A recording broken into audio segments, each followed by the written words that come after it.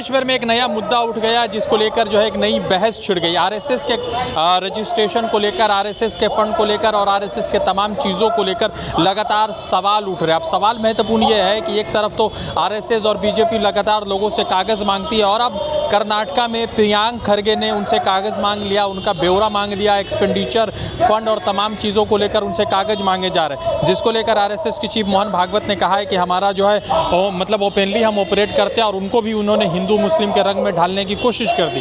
उन्होंने कहा कि ये जो अगर हमसे कागज़ मांगा जा रहा है तो इससे मतलब ये हुआ कि हिंदुओं को कहा जा रहा है कि आप रजिस्टर्ड कीजिए, मगर आरएसएस एक अलग संगठन है और हिंदू एक धर्म है, किसी भी धर्म को रजिस्टर्ड करने की ज़रूरत नहीं है, मगर संगठन कहीं पर अगर वर्कआउट करता है तो उनको रजिस्टर्ड करना होगा। अब आपको बता दें कि कर्नाटका में 4100 शाखाएँ रोज़ चलती है जो आरएसएस की है और उसको लेकर लगातार जो है प्रियांक खरगे बात कर रहे। इसी मुद्दे पर हमारी प्रदेश कांग्रेस कमेटी के अध्यक्ष शिवशंकर सरकार से बातचीत हुई थी। आप बातचीत में उन्होंने क्या कुछ कहा, देखते हैं वीडियो। खरगे ने जब सवाल पूछा कि आरएसएस कागज़ दिखाए तो मोहन भागवत ने कहा कि कागज़ दिखाने की ज़रूरत नहीं, हमारे यहाँ कुछ भी इलीगल नहीं होता।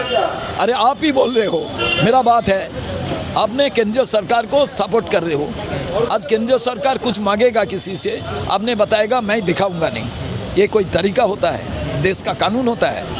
कानून तो आज नरेंद्र मोदी, अमित शाह का हाथ में है। वो खुद बोले जे नहीं, उनको कुछ कागज़ दिखाने का ज़रूरत नहीं।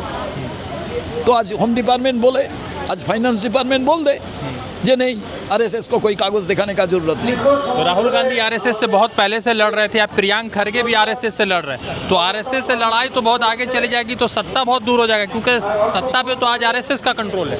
आपको मैं एक चीज़ बता रहा हूँ, जितना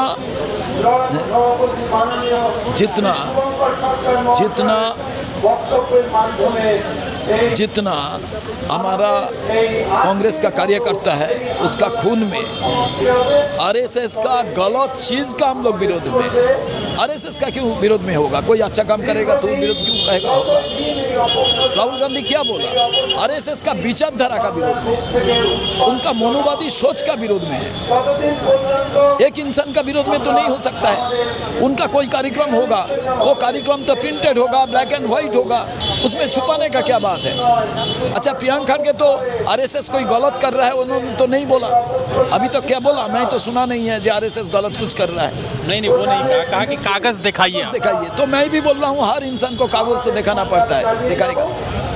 तो पश्चिम बंगाल में भी समझिए कि आप लोग तो तैयारी कर रहे हैं, बढ़िया चल रहा है माहौल कांग्रेस का। मेरा ये है कि जब ये कहा गया कि कागज़ दिखाइए तो ये लोग क्यों कह रहे हैं कि हम हिंदू हैं या मुस्लिम हैं? ये धर्म का एक कागज़ दिखाने का नहीं है इसलिए बोल रहा है, नहीं तो आज उन्होंने कागज़ थ्रो करके दिखा देता। देखिए, अब जो मांग रहे हो ये मेरा पास है, हमारा पास नहीं होगा तभी तो मैं बताऊंगा दूसरी इधर उधर वाला चीज़। तो कागज़ दिखाने होगा, कागज़ दिखाना चाहिए, ये मोराली उनको दिखाना चाहिए, आइडियोलॉजिकली दिखाना चाहिए। क्यों दिखाएगा नहीं? हिंदुस्तान का उन्होंने, एक इंसान है, हिंदुस्तान का कानून का मुताबिक जब कोई सरकार मांगेगा, कोई कानूनी एजेंसी मांगेगा, दिखाना चाहिए।